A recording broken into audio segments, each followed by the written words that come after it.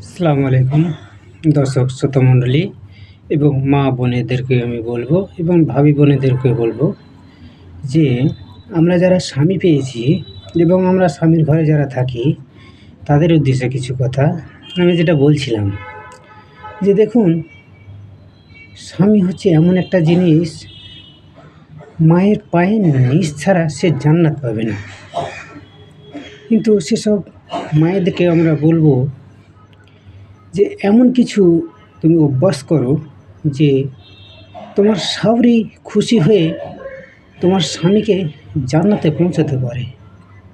তাই এমন কিছু তোমরা ব্যবহার করো যে তোমার শাশুড়ি খুশি হয়ে তোমাদেরকে ভালো দোয়া দেয়, তাহলে তোমরা এখানেও বাঁচবে, আখেরাতেও বাঁচবে।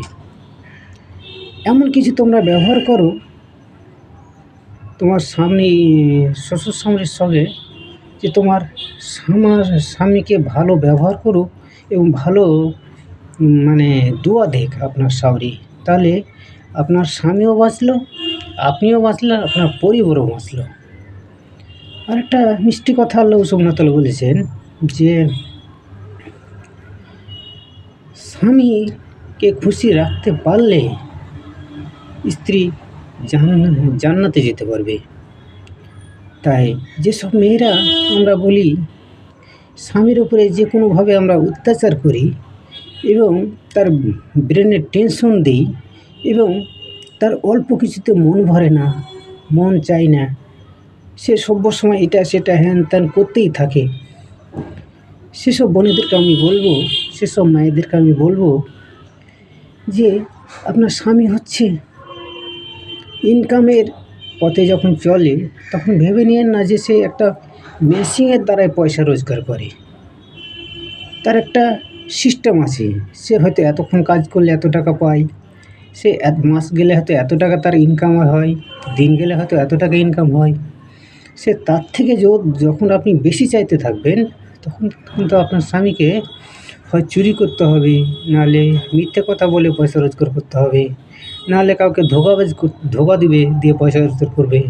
এভাবে আপনি কিন্তু আপনার স্বামীকেও হারাচ্ছেন, আপনিও সেই পয়সা খাচ্ছেন, আপনার ছেলেমেয়েও সে পয়সা খাচ্ছে। আল্লাহ সুবহানাহু ওয়া তাআলা আপনার স্বামীকেও ধ্বংস করবে, আপনাকেও ধ্বংস করবে, আপনার ছেলে মেয়েদেরকেও ধ্বংস করবে। তাই সেসব মা বোনেদেরকে বলবো সব সময় অল্পতেই খুশি হতে হবে, এটাই উত্তম।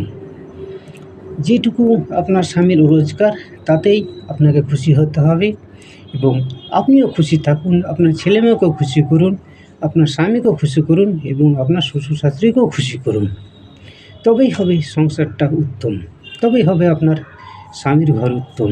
দেখুন, মা বাপ আপনারও আছে, ভাই বোন আপনারও আছে, কিন্তু শ্বশুর শাশুড়ি যখন একসময় খেতে বসবে, তোমার মা বাপ যখন একসময় খেতে বসবে, সবার আগে তোমার মা বাপকে দেওয়ার আগে যদি তুমি শ্বশুর শাশুড়িকে দিতে পারো সেটাই হবে উত্তম।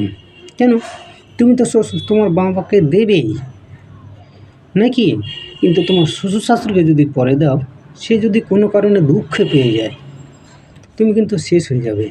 কিন্তু তোমার মা বাবাকে যদি তুমি একটু পরেও দাও, সে যদি দুঃখ পেয়েও যায় তাতে কিন্তু তোমার কিছু হবে না। কেন, তোমার স্বামীকে খুশি করতে হবে, এটাই হচ্ছে মূল উদ্দেশ্য। তাই তোমার স্বামী কিসে খুশি হবে সেটাই তোমার মূল উদ্দেশ্য, টার্গেট করতে হবে এটাই। তাই এইভাবেই আমরা সংসার জীবনে চলতে গেলে অনেক কিছু নিয়ম নীতি আছে, সেগুলো আমাদেরকে মেনে বেঁচে চলতে হবে, তবে আমরা বেঁচে যাব, আমাদের পরিবারও বেঁচে যাবে। দেখুন না, আমরা বলি না আমাদের ছেলেমেয়েরা কথা শোনে না, আমাদের সংসার সুখের হচ্ছে না, কিন্তু আমাদের কিছু ভুল ত্রুটি আছে।